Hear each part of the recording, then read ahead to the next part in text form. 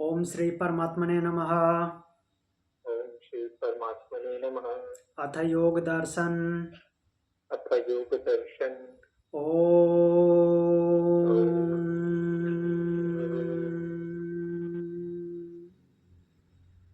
योगेन चित्तस्य पदेन वाचां योगेन चित्तस्य पदेन वाचा मलं शरीरस्य च वैद्यकेन मलं शरीरस्य च वैद्यकेन योपाकरोत्तं प्रवरं मुनीनां योपाकरोत्तं प्रवरं मुनीनां पतञ्जलिं प्राञ्जलिरानतोऽस्मि। पतञ्जलिर्प्राञ्जलिरानतोऽस्मि। ओम शांति शांति शांति। शांति शांति। Rub your both palm. Apply an eye. Slowly release your palm. योग दर्शन विभूतिपाद में 45 नंबर सूत्र हम पढ़ रहे थे। 45 नंबर। इससे पहले 44 नंबर हम देखे थे। 44 नंबर में महर्षि ने बोला है, स्थूल स्वरूप सूक्ष्मान्वयार्थत्वात् संयमात् भूतजय। भूतजय की बात की है। पंच भूतों पर विजय प्राप्त करने के लिए क्या क्या उपाय है? स्थूल, स्वरूप, सूक्ष्म, अन्वय और अर्थवत्व, इन पांचों पे संयम कर लेने से साधक भूतजयी हो जाता है, पंच महाभूतों पे विजय प्राप्त कर लेता है। स्थूल अवस्था वो है जो इंद्रियों के विषय हैं। स्वरूप अवस्था उनका वास्तविक रूप मीन्स पंच महाभूत, और सूक्ष्मावस्था तन्मात्राएं महाभूतों की, गंध तन्मात्रा, रस तन्मात्रा, रूप तन्मात्रा, स्पर्श तन्मात्रा और शब्द तन्मात्रा। अन्वय अवस्था होता है तीनों गुण जो सत्व रजतम है, तो इनका जो स्वभाव है वो है अन्वय अवस्था। इसी मीन्स इन्हीं तीनों गुणों से सब कुछ संचालित होता है। पंच महाभूत इन्हीं से ही संचालित होती हैं। अर्थवत्व अवस्था, इनका प्रयोजन क्या है, उद्देश्य क्या है? भोग और अपवर्ग।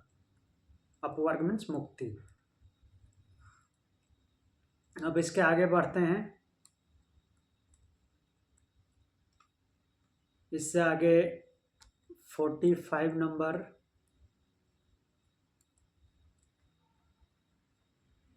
एक मिनट। 45 नंबर सूत्र बोलते हैं, ततो अणिमादि प्रादुर्भाव काय संपत्तद्धर्मान अभिघातश्च। ततः पीछे वाले सूत्र के लिए आया है, उससे किससे अगर भूतजयी हो गया तो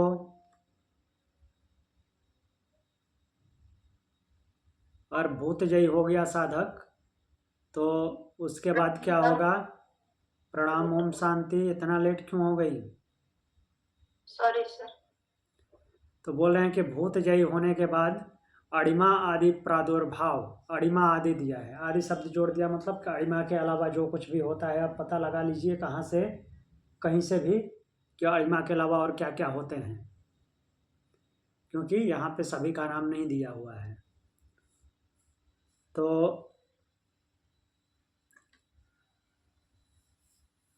कोई भी ग्रंथ है तो उसमें थोड़ा बहुत इधर उधर से ढूंढना पड़ता है। वैसे भी ये दर्शन है, तो यहाँ पे सूत्र में लिखा हुआ मिलता है। सूत्र शॉर्ट फॉर्म मीन्स कम से, वैसे महर्षि पतंजलि ने काफ़ी विस्तार दिया है अपने सूत्रों को, फिर भी शॉर्ट फॉर्म में है। तो अब अणिमा आदि लिख दिया है, फिर कहीं पे भूत आदि लिख देते हैं, तो उसका मतलब खुद पता लगाना है कहीं और से क्या क्या होता है। तो अणिमा आदि मीन्स अणिमा आदि 8 सिद्धियां होती हैं।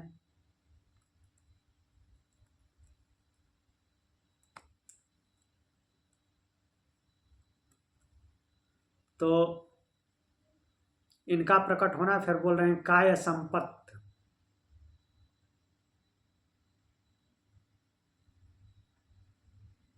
काय संपत्ति,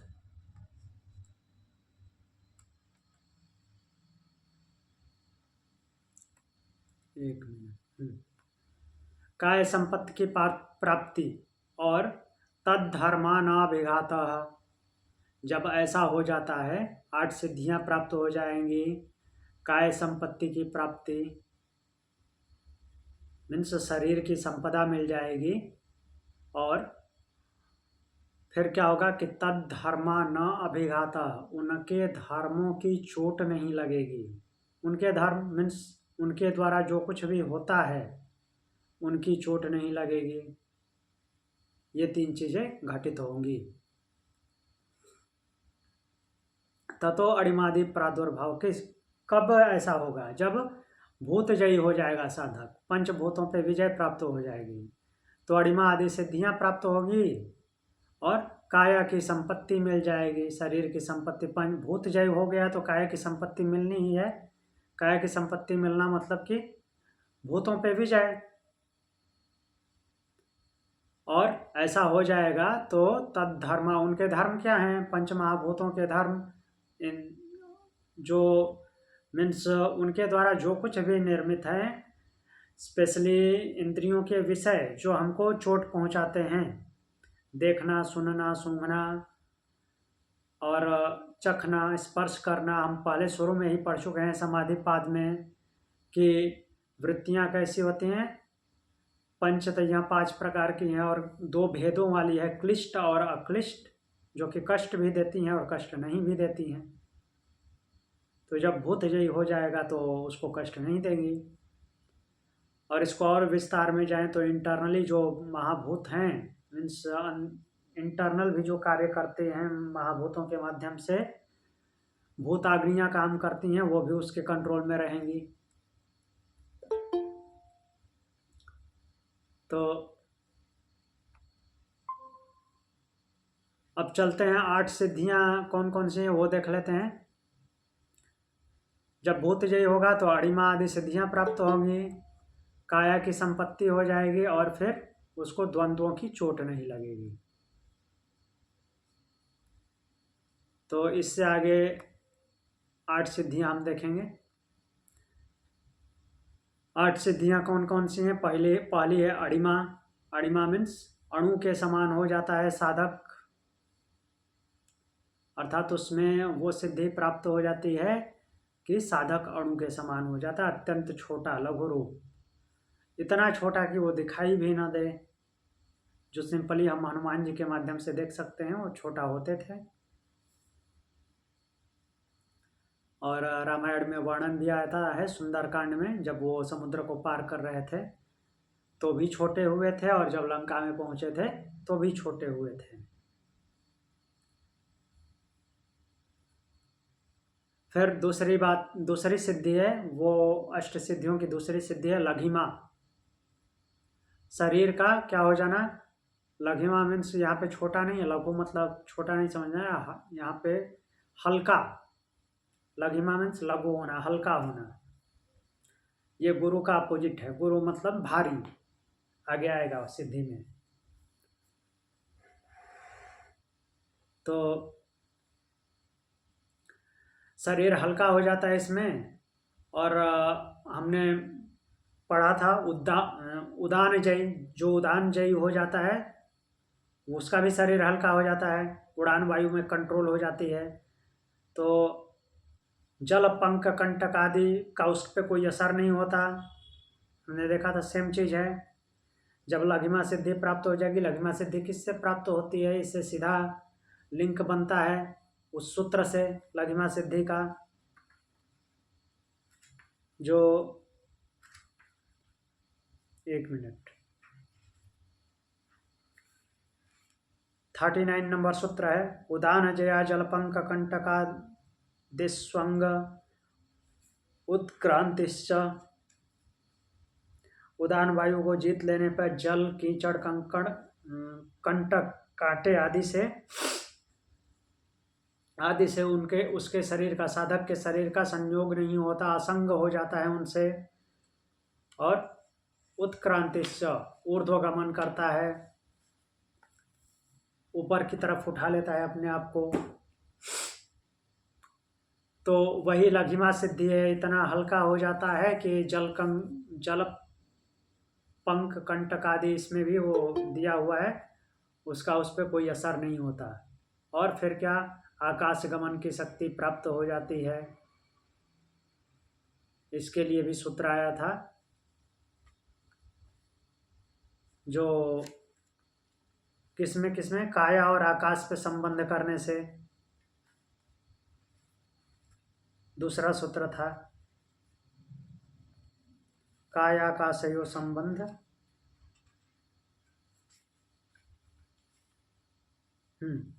कायाकाशयो संबंध संयमा लघु तूल समापत्तिश्चाकाश गमनम। जब काया और आकाश में संयम करता है तो इन दोनों के संयम संबंध से लघुता आती है और वो आकाश गमन की शक्ति प्राप्त कर लेता है। तो ये दोनों सूत्र अप्लाई होते हैं लघिमा पे।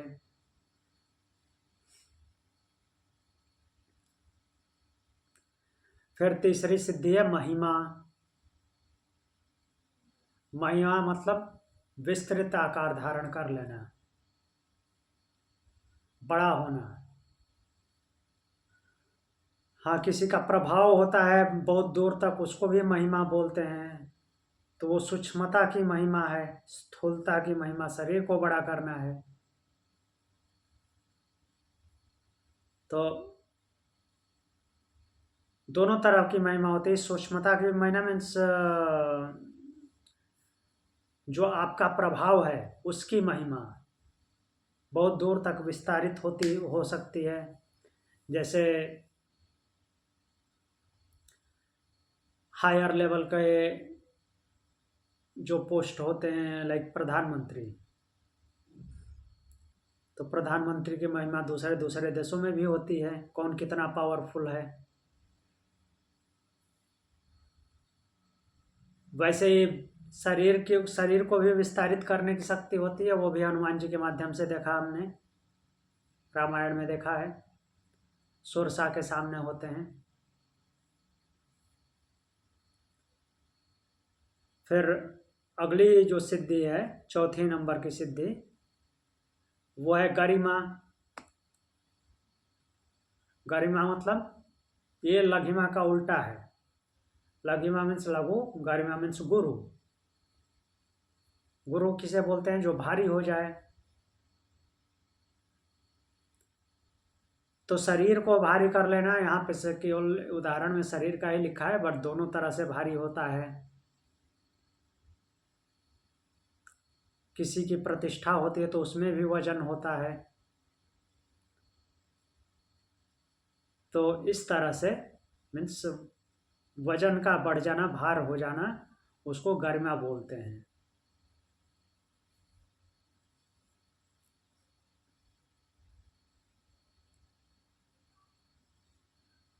तो इसका उदाहरण देखिए, दिया हुआ है महाभारत के वन पर्व से, जहाँ पे हनुमान जी भीम के रास्ते में अपनी पूंछ रख देते हैं, भीम उठा नहीं पाते हैं।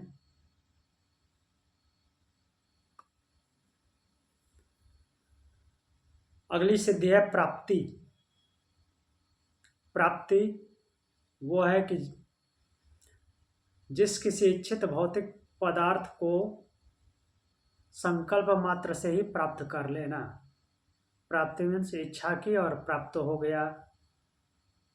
लाइक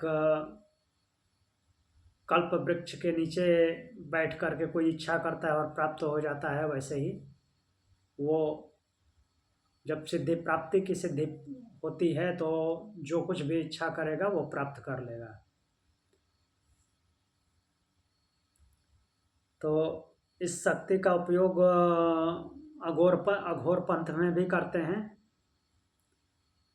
जो उनको इच्छा होती है वो प्राप्त कर लेते हैं। प्राकाम्य, प्राकाम्य है बिना रुकावट भौतिक पदार्थ संबंधी इच्छा की पूर्ति, अपने आप हो जाना। ये प्राप्ति का अगला लेवल है।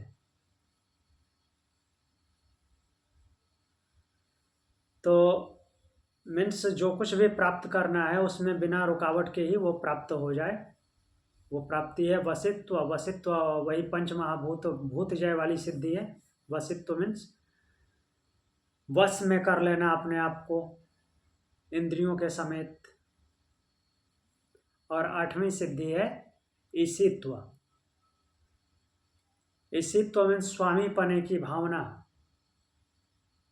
किसी और पे नहीं, खुद पे इतना नियंत्रण हो जाना कि खुद का स्वामी बन जाना।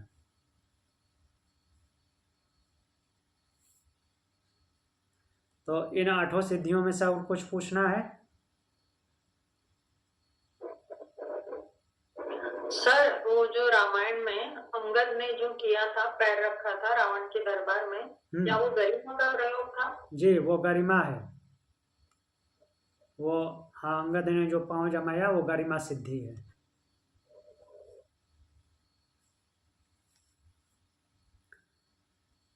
तो मीन्स गरिमा सिद्धि वो जितना वजन सोच करके अपना प्रभाव जमाएगा उसमें उसका वजन आ जाएगा। जैसे इसमें पिछले सूत्रों में बताया है महर्षि पतंजलि ने कि जिसके बल पे संयम करेंगे उसका बल प्राप्त हो जाता है।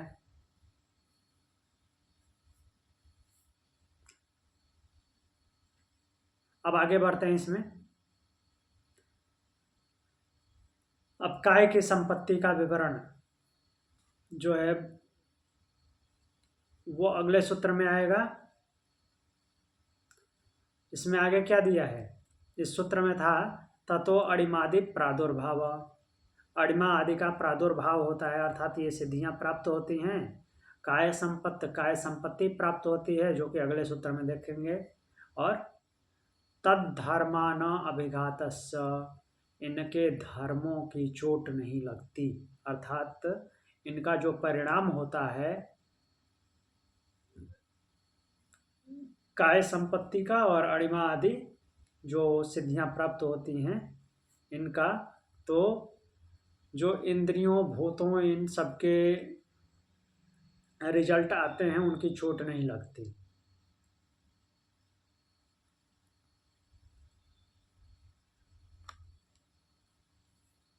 तो स्पेशली जो भी रिलेट करते हैं पंच महाभूतों से, उनसे अगर कुछ बाधा उत्पन्न होती है, कुछ नुकसान होता है, तो उसकी चोट नहीं लगती। अब इसको वहाँ से भी लिंक कर सकते हैं, तप से या फिर आसन से। आसन की सिद्धि हो जाती है तो क्या होता है? ततो द्वंद्वान अभिघातः। आसन की सिद्धि के बाद द्वंद्वों की चोट नहीं लगती, जिसको तप बोलते हैं। तो ऐसे ही यहाँ पे भी अभिघात शब्द आया है कि अणिमा आदि का प्रादुर्भाव होता है और काय संपत्ति की प्राप्ति होती है। काय संपत्त धर्मा न अभिघाता, और उनके धर्मों की चोट नहीं लगती।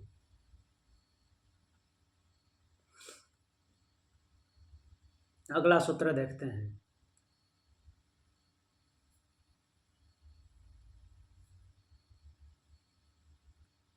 अगला सूत्र है रूप लावण्य बल वज्र संघननत्वानि काय संपत्त। रूप लावण्य काय संपत्ति की बात पिछले सूत्र में ही किए थे, उसी काय संपत्ति का विस्तार कर रहे हैं। रूप मीन्स जो देखने में आता है, लावण्य सुंदरता, बल शक्ति, और वज्र के समान संगठन, अस्थि और मसल्स में जो है शक्ति आ जाती है, उसी को वज्र के समान संगठन बोला गया है। वज्र संघननत्वानि, वज्र के समान संघनन अर्थात पुष्ट हो जाते हैं अंग के मसल और हड्डियां। ये क्या है? काय की संपत्ति है, काय संपदा, शरीर की संपत्तियां हैं। रूप, लावण्य, बल और वज्र के समान शरीर का पुष्ट होना।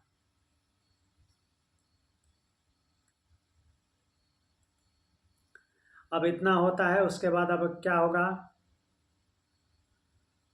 ग्रहण स्वरूपास्मितान्वयार्थवत्व संयमादिन्द्रियजय। ग्रहण, स्वरूप, अस्मिता, अन्वय और अर्थवत्व, यहाँ भी 5 आए हैं।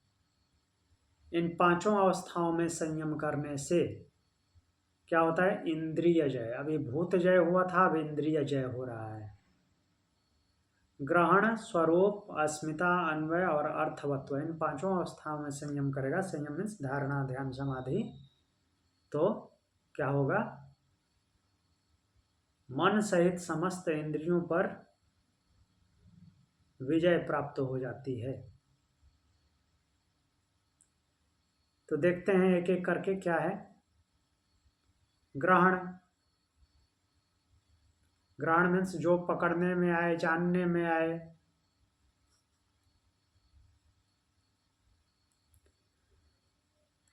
तो देखिए इधर लिखा हुआ है, विषयों को ग्रहण करते समय जो वृत्ति के आकार में मन सहित इंद्रियों की अवस्था है, या उसकी ग्रहण अवस्था है। संक्षेप में या साधारण भाषा में ऐसे कह सकते हैं कि जो भी कुछ इंद्रियों की पकड़ में आता है, इंद्रियों के जानने में आता है, उसको ग्रहण अवस्था बोलते हैं।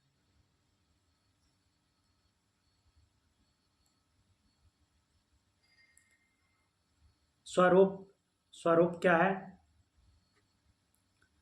सेम मन और इंद्रियों का स्वाभाविक स्वरूप, जो कि अपने अपने स्थान में विद्यमान रहता है और लक्षण से जानने में आता है, या उसकी स्वरूप अवस्था है, अर्थात जो उसको अनुभूति होती है सूक्ष्म लेवल पे, सूक्ष्म स्तर पे।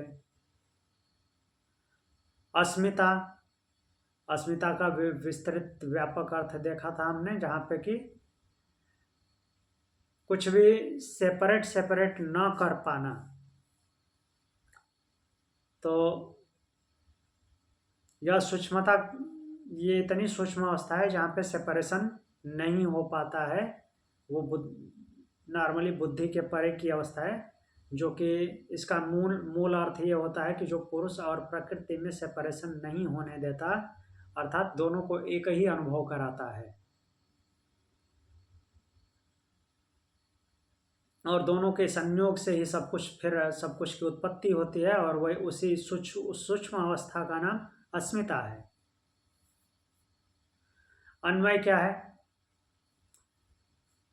मन सहित सब इंद्रियों में जो तीनों गुणों का स्वभाव, यानी कि क्या? प्रकाश, क्रिया और स्थिति, सत्व, रज, तम, ये व्याप्त हैं, वही अन्वय अवस्था है। ये हमने पीछे सूत्र में भी अभी हाल ही में पढ़ा था। अर्थवत्व ये भी देखा था। अर्थवत्व क्या है? भोग और अपवर्ग। अर्थवत्व मतलब कि उसका परिणाम क्या है? इन सब जो ऊपर आए हैं, इनका परिणाम क्या है? भोग और अपवर्ग। ये सब कुछ भोग करने के लिए है, और भोग करते हुए मुक्त हो जाने के लिए। तो इस तरह से मन और इंद्रियां, जो 10 इंद्रियां, पंच कर्म इंद्रियां, पंच ज्ञान इंद्रियां हैं, तो इनकी इन 5 अवस्थाओं में क्रम से संयम करने पर उनको क्या कर लेता है? साक्षात्कार कर लेता है। साक्षात्कार कर लेना मतलब उनकी अच्छी जानकारी हो जाती है उसको, और वो बस में हो जाते हैं।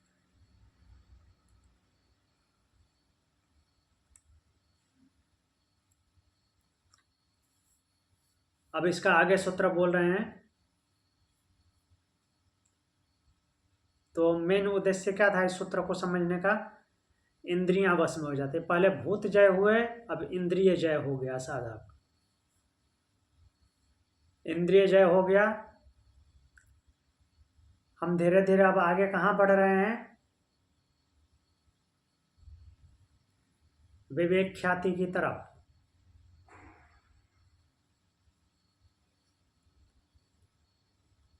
तीन स्टेप में भगवान महर्षि पतंजलि ने 3 स्टेप में बताए हैं। एक बार शुरू में समाधि पाद में बताया था, विवेक ख्याति करके बोला तो नहीं था, बट हाँ उसका सीक्वेंस दिया था। फिर उसके आगे भी बताया था, फिर अभी फिर आ रहा है, आगे फिर बताएंगे। सर ये अवस्थाएं मतलब मन और इंद्रियों की अवस्थाएं मतलब क्या है ये अवस्थाएं? उनकी उस स्थिति में पहुंच जाना। अवस्था उसे ही बोलते हैं कि उस स्थिति में पहुंच जाना। कहाँ से आप देख के बोल रही हैं? यही ये 47 सूत्र जो अभी हमने पढ़ा, हाँ इसमें ये कहा है ना, ये ग्रहण अवस्था, स्वरूप अवस्था, अस्मित, तो मन व्याख्या में है मन सहित इंद्रियों की 5 अवस्थाएं। तो हाँ यही अवस्था जो ऊपर लिखा है उसी की बात कर रहे हैं। स्वरूप अवस्था, अस्मितावस्था, अर्थवत्व अवस्था, और इससे ऊपर जो है ग्रहण अवस्था। उस स्थिति की बात करते हैं, वो कंडीशन जब बन रही है ग्रहण करने की, मीन्स इंद्रियों के द्वारा सब कुछ समझ में आ रहा है, तो उसी को उसकी अवस्था शब्द से संबोधित कर रहे हैं, और कुछ नहीं है अवस्था। मतलब प्रक्रिया को नाम दे रहे हैं क्या वो जी अवस्था? हाँ, प्रक्रिया नहीं, जो प्रोसेस को नहीं, वो फाइनल कंडीशन को, स्थिति को। अच्छा, सभी सेंसेस से हम जो कंज्यूम करते हैं उसको ग्रहण अवस्था बोल रहे हैं। हाँ अच्छा अच्छा।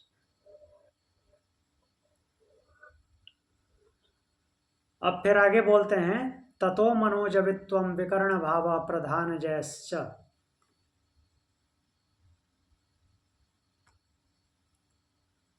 अब यहां से क्या होगा? ततः,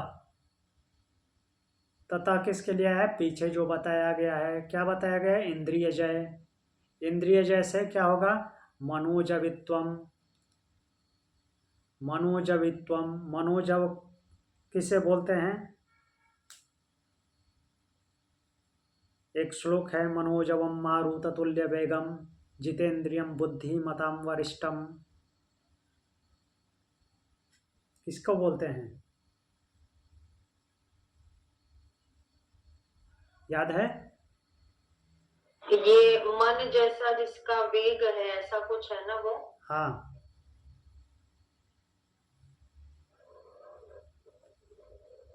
हनुमान जी हैं। तो उनके लिए मनोजव शब्द यूज होता है। और मनोज जो नाम है उसका भी अर्थ यही होता है, मन के जैसे वेग वाला। तो इंद्रिय जैसे क्या होता है? मन के जब इंद्रिय पे विजय प्राप्त हो जाती है, इंद्रियों पे विजय प्राप्त हो जाती है, तो मन के जैसी गति वाला हो जाता है। विकरण भाव, विकरण भाव अर्थात बॉडी हो या न हो, मीन्स बिना शरीर के भी विषयों को अनुभव करने की शक्ति, अर्थात सूक्ष्मता के स्तर पे अनुभव करने की शक्ति उसको आ जाती है। उसको स्थूल शरीर नहीं चाहिए होता है। स्थूल शरीर तो रहेगा ही, साधक है तो कोई भी होगा तो स्थूल शरीर रहेगा, लेकिन उसका स्थूल शरीर से कोई प्रयोजन नहीं रह जाता। अब वो सूक्ष्म लेवल पे भी अनुभव कर लेता है। और क्या बोल रहे हैं? प्रधान जेय। प्रधान किसे बोलते हैं? उपनिषद में बहुत पढ़ा है, प्रधान प्रधान प्रधान। प्रकृति को। हाँ, प्रकृति। तो प्रकृति पे उसका क्या हो जाता है? अधिकार हो जाता है, प्रकृति जय हो जाता है, प्रधान जय हो जाता है। उपनिषद ने कितनी सहायता की है, बहुत सारी चीजें जान गए हैं। नहीं तो प्रधान जय तो बहुत सारे लोग इसमें पढ़ते हैं, कौन जानता है कि प्रधान मतलब प्रकृति होता है।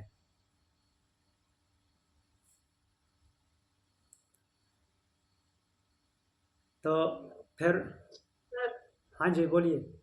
ये जो विकर्ण भाव है, तो वो एक टाइम पर दूसरी जगह भी अवेलेबल होते हैं योगी, वो उसका है क्या ये कुछ ऐसे सूक्ष्म शरीर से दूसरी ओर भी जाते हैं हाँ या एक टाइम 2-3 जगह पर वो लोग ऐसे ये होते हैं अपीयर होते हैं? हाँ, एक टाइम पे 2-3 जगह पे हो तो स्थूल शरीर वाला भी जैसे 2-3 काम करने की शक्ति किसी में होती है कि एक ही टाइम में 2-3 पे फोकस करके काम कर सकता है, तो वैसे ही उसका वो विकर्ण भाव हो गया है तो सूक्ष्मता से अपने आप में वो विचरण कर सकता है, कहीं दूसरी जगह पे भी जा सकता है, कहीं दूसरी जगह पे वो फोकस कर सकता है। इससे तो वो सिद्धि पहले ही प्राप्त हो चुकी है कि वो दूर देश में स्थित चीज़ों को देख सकता है।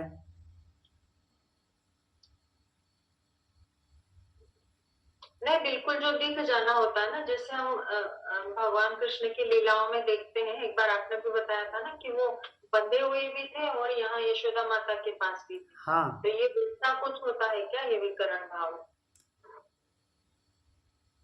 विकर्ण भाव अगर इसको वैसा वो यूज करना चाहे तो। अच्छा। हाँ, अब उसके वो साधक के ऊपर डिपेंड करता है ना कि वो सूक्ष्मता अपनी सूक्ष्मता को कहाँ कहाँ कहाँ यूज करना चाहता है, कैसे यूज करना चाहता है। लेकिन अगर वो वैसा यूज करना चाहे तो उसकी वो कैपेसिटी है? हम्म वो भगवान कृष्ण बधे हुए हैं, वहां भी हैं, वो तो क्या है कि ज्ञान की पराकाष्ठा है ना, एकदम ब्रह्म के लेवल पे। वहां भी ब्रह्म, वहां भी ब्रह्म, हर जगह ब्रह्म, बट मीन्स आत्मा तो सर्वव्यापी है। अब उस शरीर को, उस फिगर को वो कहाँ कहाँ दिखाना चाहते हैं वहां दिखा रहे हैं।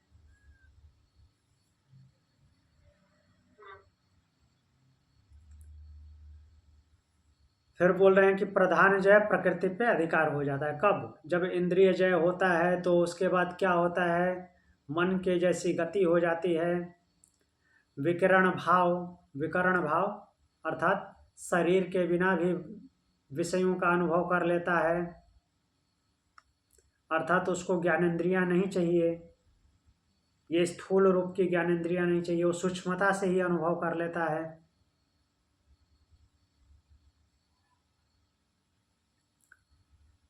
फिर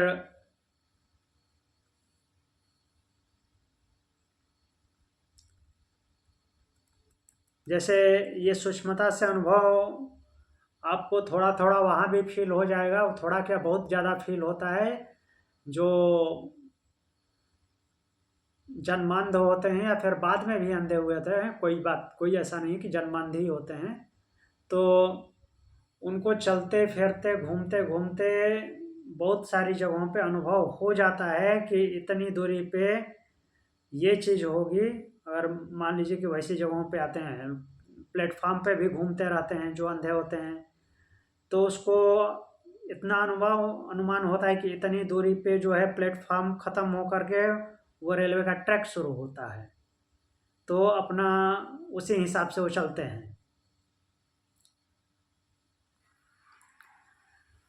तो थोड़ा बहुत विकिरण भाव तो उनमें इनबिल्ट हो जाता है।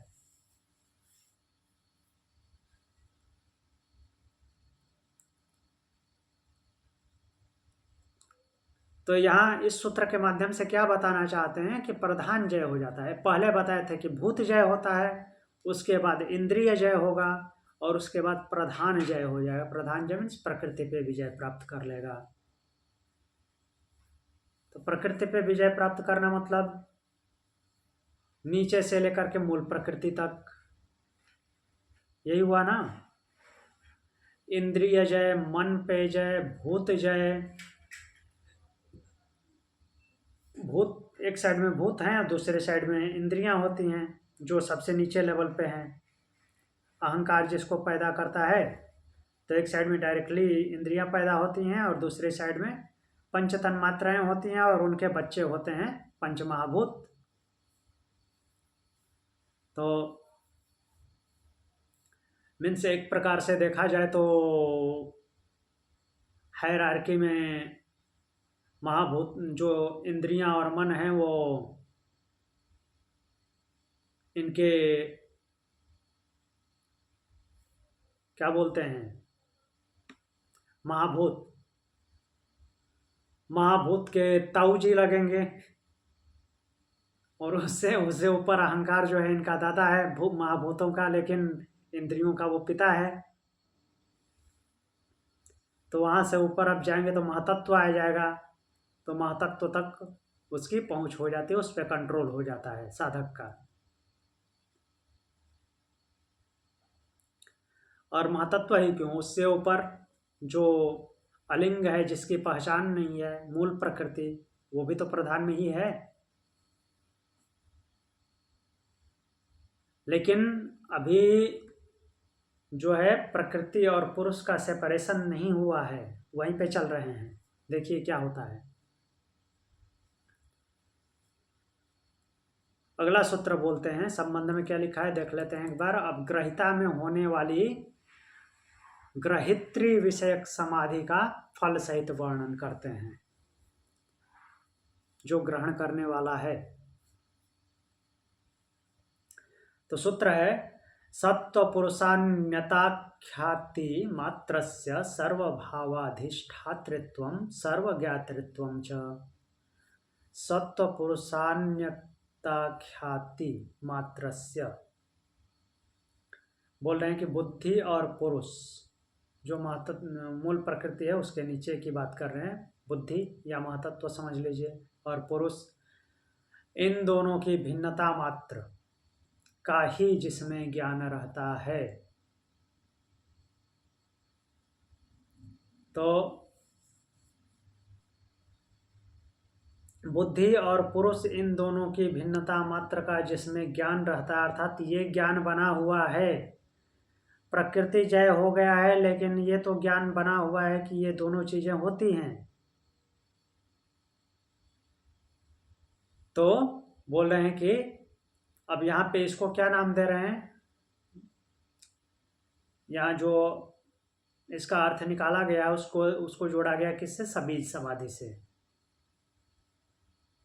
कि जिसको बुद्धि और पुरुष, सत्व और पुरुष, सत्व मीन्स बुद्धि और पुरुष मतलब आत्मा, बुद्धि और आत्मा ज्ञात ख्याति मात्रस्य, तो इन दोनों की भिन्नता मात्र का ज्ञान होता है। तो जब ज्ञान होता है तो किस में आएगा, सबीज की कैटेगरी में आएगा, निर्बीज की कैटेगरी में तो आएगा नहीं। कुछ भी प्रकृति के बारे में अगर जानता रहेगा तो सबीज में आएगा। सर्वभावाधिष्ठातृत्वम, और सभी भावों का क्या होता है, सभी भावों पर स्वामी भाव होता है, सब कुछ उसके कंट्रोल में होता है। और सर्वज्ञातृत्वम, सर्वज्ञता का भाव हो जाता है, सर्वज्ञता का भाव हो जाता है। लेकिन अभी ये पहचान बची हुई है कि बुद्धि और आत्मा हैं, तो इसलिए वो सबीज में रहेगा।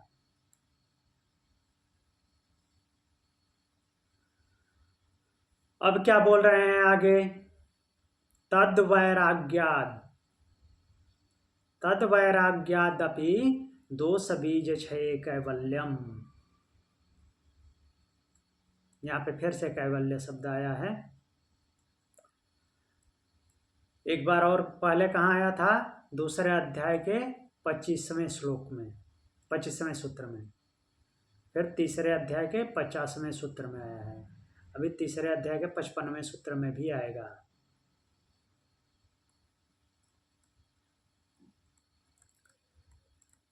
तो पहले भूत जय हुआ, इंद्रिय जय हुआ, फिर प्रधान जय हुआ, और प्रधान जय होने के बाद क्या हो रहा है, सब कुछ तो बस में हो गया, लेकिन बुद्धि और पुरुष के होने का भाव बना हुआ है। अब उसके आगे क्या बोल रहे हैं, देखिए इसका संबंध अब कहाँ से जोड़ रहे हैं। पहले पाद के 47वें सूत्र में कही हुई जो ऊंची से ऊंची सभी समाधि को, और 48वें सूत्र में कही हुई ऋतंभरा प्रज्ञा, पहले अध्याय में हमने पढ़ा था समाधि पाद में। जब प्रज्ञा, बुद्धि क्या होती है, रित से भर जाती है, परमानेंट स्थायी रहने वाले सत्य से भर जाती है, तो उसको ऋतंभरा प्रज्ञा बोलते हैं। तो उसको भी क्या बोला गया है, वहां तक जो है सबीज समाधि है।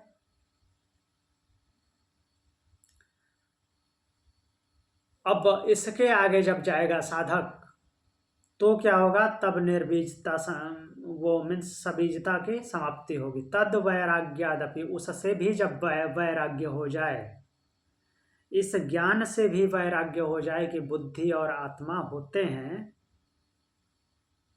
ये इस ज्ञान से भी कोई लेना देना नहीं रहे, ये भी सोचना आए जब, तो क्या होगा, उससे भी वैराग्य होने पर दोष बीज क्षय, तो जो दोष, जब भी कुछ भी आपके दिमाग में चल रहा है तो एक प्रकार से विकार है, तो उस विकार का जब नाश हो जाता है, उस विकार के बीज का भी जब अंत हो जाता है, तो क्या होता है, कैवल्य प्राप्त हो जाता है।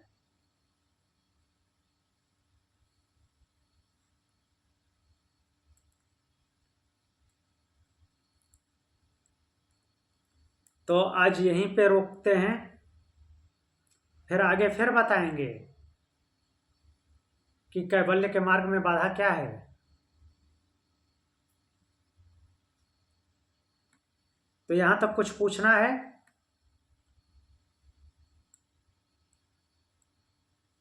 सोच लीजिए, सोच के पूछ लीजिए, फिर अभी इसका ध्यान करेंगे, रिवीजन करा देता हूं।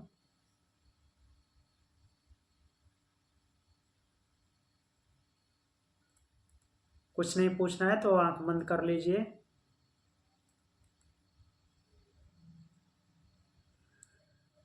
हमने आज शुरू किया था 45 नंबर सूत्र से, ततो अणिमादि प्रादुर्भाव काय संपत् तद्धर्मानभिघातश्च,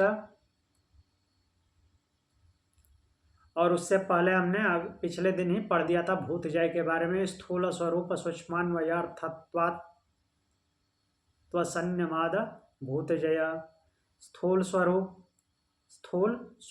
सूक्ष्म अन्वय अर्थवत्व, इन पांचों प्रकार की अवस्थाओं पे संयम करने से योगी क्या हो जाता है, साधक भूतजयी हो जाता है। पंच महाभूतों पृथ्वी जल वायु अग्नि आकाश, इन पे विजय प्राप्त कर लेता है, अर्थात इनको कंट्रोल करने की शक्ति प्राप्त हो जाती है। कंट्रोल करना मतलब कि ये नहीं बोल देगा हवा को कि हवा रुक जाओ तो हवा रुक जाएगी, नहीं, उनको बैलेंस करने की क्षमता प्राप्त हो जाती है, उसको वो डिस्टर्ब नहीं करते, परेशान नहीं करते।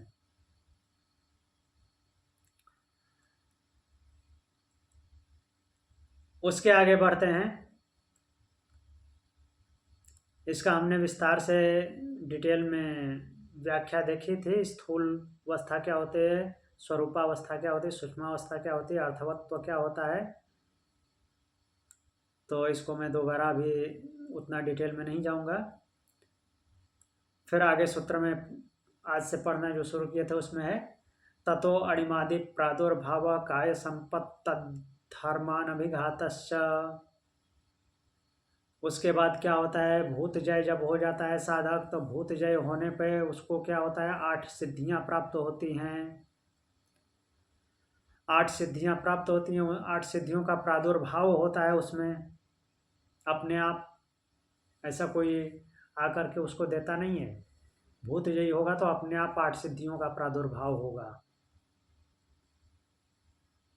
काय संपत्त, उसको ये बोल सकते हैं कि ब्रह्मांडिक शक्ति से उसको 8 सिद्धियां प्राप्त हुई। काय संपत्त, काया की संपत्ति प्राप्त होती है।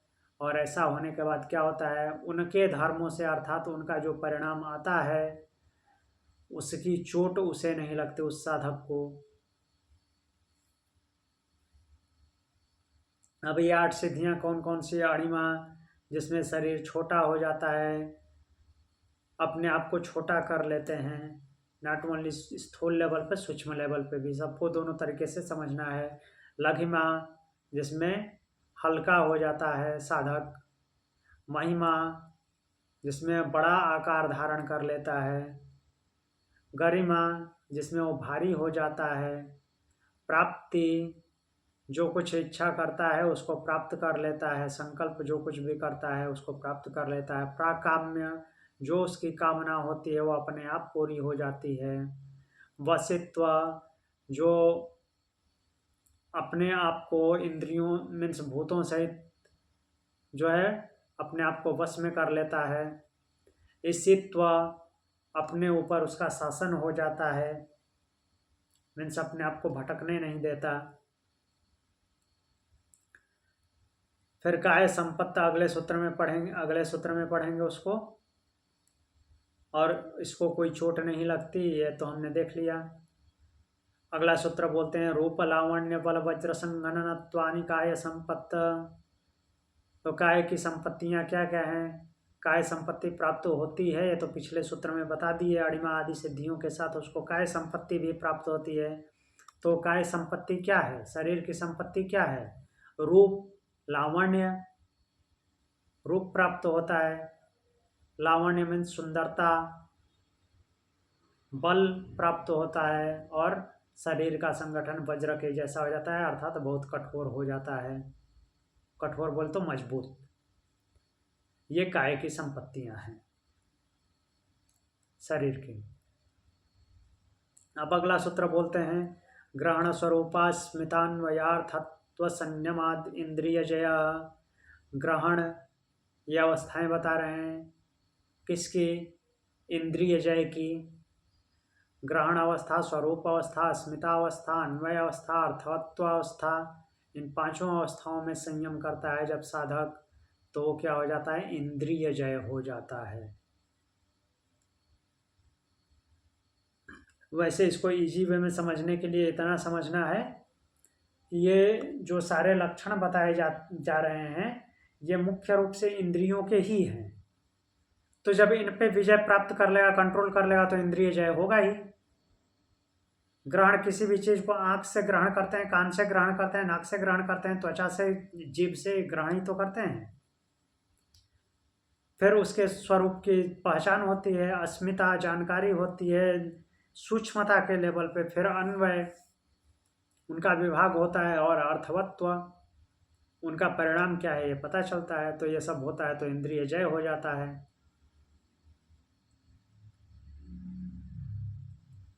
विभाग कैसे होता है? सत्वरजतम में। फिर अगला सूत्र बोलते हैं ततो मनोजवित्वम विकरण भाव प्रधान जय। और जब इंद्रियां उसके वश में हो जाती हैं, अर्थात भूत जय तो पहले हो ही गया, अब इंद्रिय जय भी हो गया, तो इंद्रिय जय जब हो जाएगा तो क्या हो जाएगा? मनोजवित्वम, मन की गति से विचरण करने की उसकी शक्ति आ जाएगी। अर्थात मन की शक्ति से अपने आप को जहां चाहे वहां पहुंचा सकता है।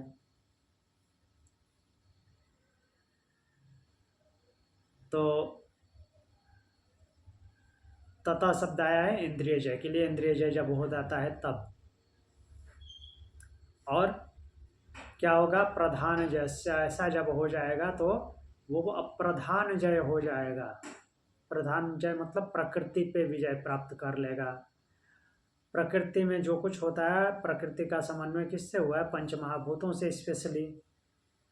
और उसके अलावा प्रकृति में जो कुछ भी घटित होता है उसको उसकी अच्छी तरह से जानकारी हो जाएगी, उसी को प्रधान जय बोलते हैं। ऐसा नहीं कि प्रकृति के क्रियाकलापों को वो अपने हिसाब से करने लगेगा। जैसे रावण की दंत कथाएं लोग चलाते हैं कि जो है पवन देव रावण के घर में झाड़ू लगाते थे, तो वो शक्ति का दुरुपयोग हो गया एक प्रकार से। हाँ, कहने का तात्पर्य ये है कि रावण के पास शायद ये प्रधान जय की शक्ति मिली होगी, तो वो वायु उसके आदेश पे काम करता होगा, तेज हवा चलती होगी तो झाड़ू लगने जैसा हो जाता होगा।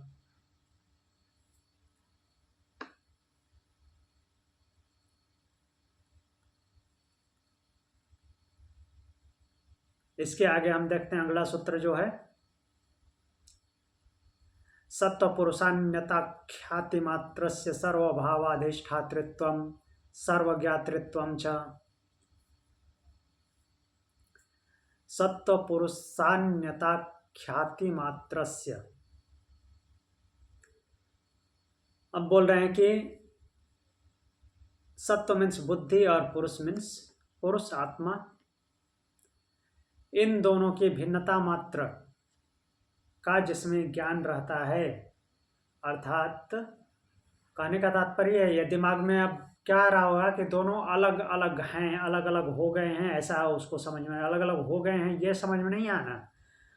सब कुछ मीन्स प्रकृति बनी हुई है, प्रकृति किससे बनी हुई, किससे इसका संचालन हुआ है, शुरू में क्या स्थिति डेवलप हुई जिससे की वजह से ये हैं, तो वो एक बुद्धि है, एक पुरुष है, इसका उसको ज्ञान है साधक को।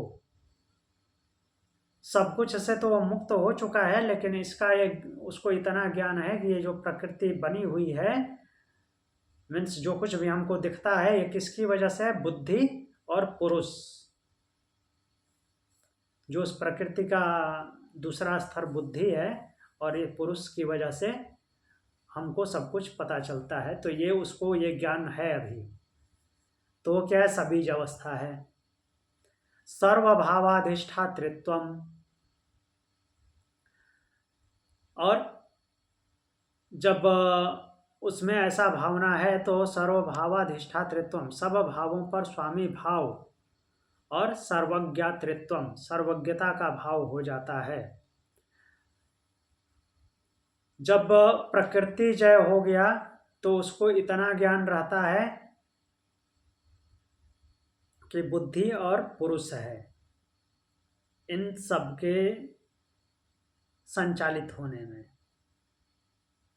और उस टाइम पे क्या होता है, उसमें सभी भावों पे कंट्रोल होता है, कोई उसे इधर उधर घुमा नहीं सकते, मीन्स उसको अपने बस में दूसरी चीज़ें नहीं कर सकती प्रकृति की, वो अपने ही बस में है और दूसरों को अपने ऊपर हावी नहीं हो देता है, बिल्कुल कंट्रोल है, पूरे प्रकृति पे उसका कंट्रोल है। लेकिन इतना ज्ञान है कि बुद्धि और पुरुष है इसके पीछे, उसको सर्वज्ञता का भाव हो जाता है, मीन्स सब कुछ जानने जैसा। लेकिन वो जब ज्ञान अभी बना हुआ है, ज्ञान बना हुआ है मतलब फिर दिमाग में यहाँ पे ये आएगा कि ज्ञान होना ही तो पराकाष्ठा है और परमात्मा ज्ञान स्वरूप है, तो ऐसा क्यों बोल रहे हैं कि ज्ञान बना हुआ है। ज्ञान बना हुआ मतलब कि अपर ज्ञान का ज्ञान बना हुआ है। ज्ञान दो प्रकार का है, मीन्स विद्या दो प्रकार की है, अपरा विद्या परा विद्या। तो अपरा विद्या की उसकी पराकाष्ठा है उस टाइम पे, परा विद्या में भी नहीं है। जितने भी हम अपनी विद्वत्ता का प्रदर्शन करते हैं वो सब कुछ अपरा विद्या में है, तो वो अपरा विद्या के चरम पे है, वहां से जस्ट क्रॉस होते ही परा विद्या में चला जाएगा, जिसके लिए सूत्र है तद्वैराग्यादपि दोष बीज क्षय कैवल्यम। उसके भी मीन्स उस ज्ञान से भी, मीन्स बुद्धि और पुरुष हैं, इस ज्ञान से भी जब वैराग्य हो जाए, उसका भी भान न हो, ध्यान न आए, तो इस प्रकार के दोष के बीज का नाश होने पर कैवल्य प्राप्त हो जाता है, अर्थात जो जीवात्मा है वो मुक्त हो जाता है। प्रकृति का जो बंधन है उससे वो मुक्त हो जाता है, दोनों सेपरेट हो जाते हैं, उसी को कैवल्य बोलते हैं। और ये कैवल्य किसका बोलते हैं, पुरुष का कैवल्य।